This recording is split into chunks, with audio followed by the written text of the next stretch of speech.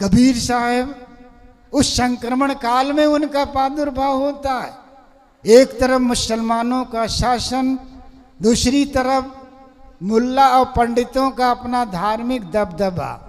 सदगुरु अभिलाष साहब लिखते हैं उनके संदर्भ में, धर्म नाम पर झूठी महिमा फैलाने वालों को, पूजा के बल पर जनता के दुख हरने वालों को बख्शा नहीं जोर फटकारा, ललकारा दंभों को, पाखंडों की भित्त गिराई मिथ्या के खंभों को, बड़े बड़े गद्दीधारी को जो डरना नहीं जाना, जिसने सत्य सार के कहने में भय कभी न माना।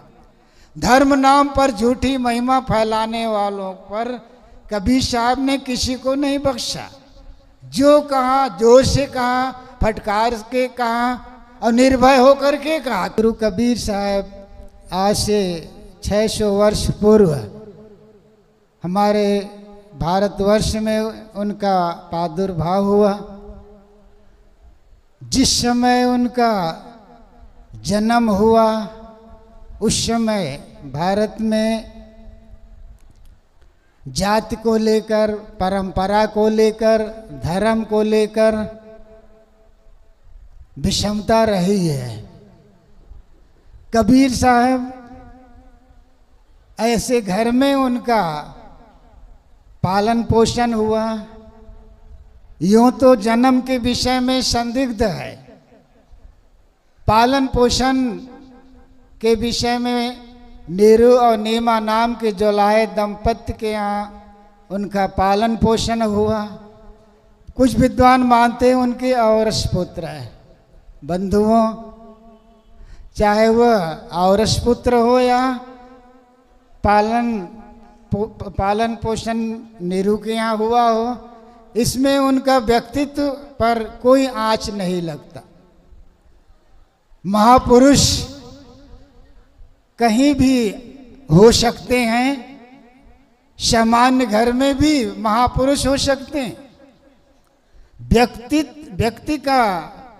व्यक्तित्व का मूल्यांकन न जाति से, न धर्म से है, न शिक्षा से है, न विद्या से है। हमारे ऋषियों ने यही तो कहा था, कृतेन ही भवे दार्यो न धनेन विद्या। व्यक्ति धन और विद्या से आर्य अर्थात श्रेष्ठ नहीं होता है, किंतु दिव्य ज्ञान और दिव्य आचरण से व्यक्ति महान होता है। इसीलिए हमारे ऋषियों ने कहा, मनुर्भव जन्यम दिव्यम जन्म, मनुष्य बनो और दिव्य जनमानस पैदा करो। गुरु वशिष्ठ कहाँ पैदा हुए? साफ ऋग्वेद में ये मंत्र आता है, उतास मैत्रा वरुणो वशिष्ठो उर्वश्या। मित्र वरुण और उर्वशी वेश्या से गुरु वशिष्ठ श्री राम जी के वो गुरुदेव हुए। आज हनुमान जी घर घर पूजे जाते हैं। शंकर सुवन केसरी नंदन पवन सुत। शंकर के सुवन है, केसरी के नंदन है, पवन के सुत। नारद जी दासी पुत्र हैं। तो व्यक्ति का मूल्यांकन जाति से नहीं किया गया, न विद्या न शिक्षा, किंतु दिव्य ज्ञान और दिव्य आचरण से व्यक्ति का मूल्यांकन किया गया। सदगुरु कबीर साहब के माता पिता का भले पता ना लगे और ना उनकी शिक्षा की भी पता ना चले, लेकिन उनका जो दिव्य ज्ञान है, दिव्य आचरण है, उनका जो अनुभव है, ये कितना प्रमाणित है। कबीर साहब उस संक्रमण काल में उनका प्रादुर्भाव होता है। एक तरफ मुसलमानों का शासन, दूसरी तरफ मुल्ला और पंडितों का अपना धार्मिक दबदबा। सदगुरु अभिलाष साहब लिखते हैं उनके संदर्भ में, धर्म नाम पर झूठी महिमा फैलाने वालों को, पूजा के बल पर जनता के दुख हरने वालों को बख्शा नहीं जोर फटकारा, ललकारा दंभों को, पाखंडों की भित्त गिराई मिथ्या के खंभों को, बड़े बड़े गद्दीधारी को जो डरना नहीं जाना, जिसने सत्य सार के कहने में भय कभी न माना।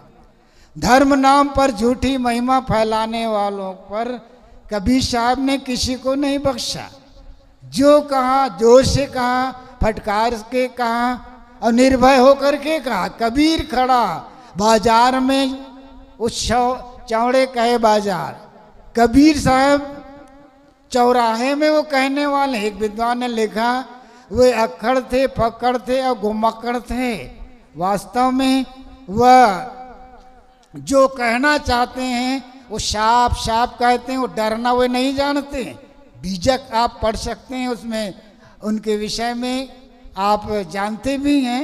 दर की बात कहो दरवेशा, बादशाह है कौने बेशा, कहाँ कूच कहाँ करे मुकामा, मैं तो ही पूछो मुसलमान, लाल जर्द की नाना बाना, कौन सूरज का करो सलामा, काजी काज करो तुम कैसा, घर घर जबा कराओ भैंसा, बकरी मुर्गी किन फुरमाया, किसके कहे तुम छुरी चलाया, दर्दन जानो पीर का हो, बहता पढ़ पढ़ जग भर मायो, कहाँ कबीर एक सैयद बुआवे, आप शरीका जग कब लावे, दिन को राहत है रोजा रात हनत है गाय, यह खून वह बंदगी क्यों कर खुशी खुदा।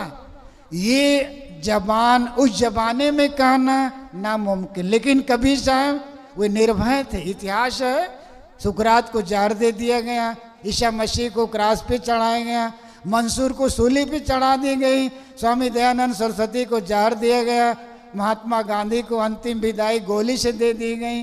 कबीर साहब इतना निर्भय होके कहना आश्चर्य है। एक इतिहासकार ने लिखा कि 119 वर्ष कुछ महीना कुछ दिन उनका धड़ सर पे कैसा बना, आश्चर्य है।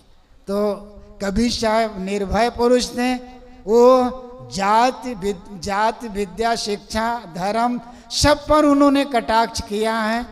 आज उनकी वाणी को पढ़ने की जरूरत है, और कबीर वाणी को जितना ही हम पढ़ेंगे उतना ही हम निर्भ्रांत होते जाएंगे। आज हम 21वीं सदी में जा रहे हैं, फिर भी आज भ्रम और अंधविश्वास चमत्कार आज भी लोगों के अंदर में छाया हुआ है। तो कबीर साहब पर जितना ही कहा जाए वो कम ही है। हमारे संत गुरु और इस संदर्भ में कहेंगे। थोड़ा समय मुझे मिला था, मैं यहीं पर अपनी वाणी को विराम देता हूँ। बोलिए सतगुरु कबीर साहिब की जय।